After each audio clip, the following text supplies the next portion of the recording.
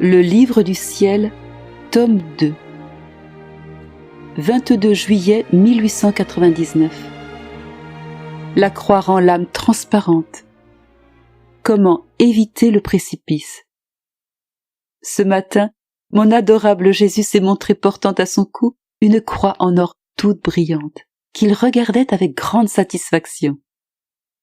Soudain le confesseur surgit, et Jésus lui dit: « Les souffrances de ces derniers jours ont augmenté la splendeur de ma croix, à tel point que c'est pour moi un délice de la regarder. » Ensuite, se tournant vers moi, il me dit: « La croix donne à l'âme une telle splendeur qu'elle en devient toute transparente.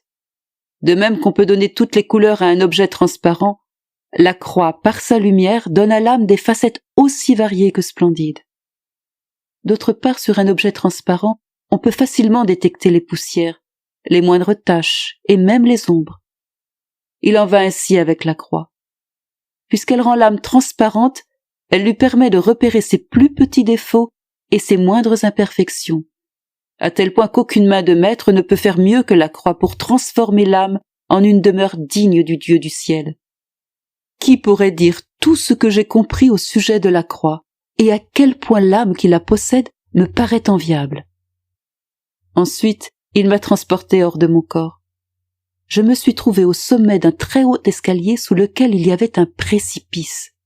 Les marches de cet escalier étaient mobiles et tellement étroites qu'on pouvait à peine y poser la pointe des pieds.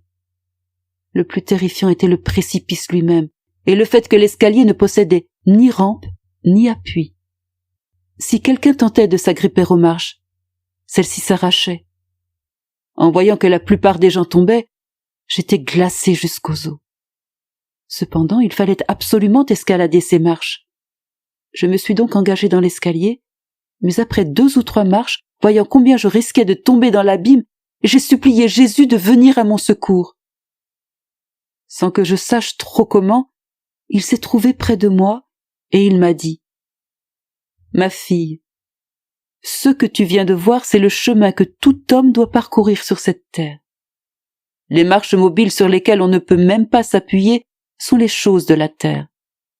Si un homme tente de s'appuyer sur ces choses, au lieu de l'aider, elles le poussent à tomber en enfer.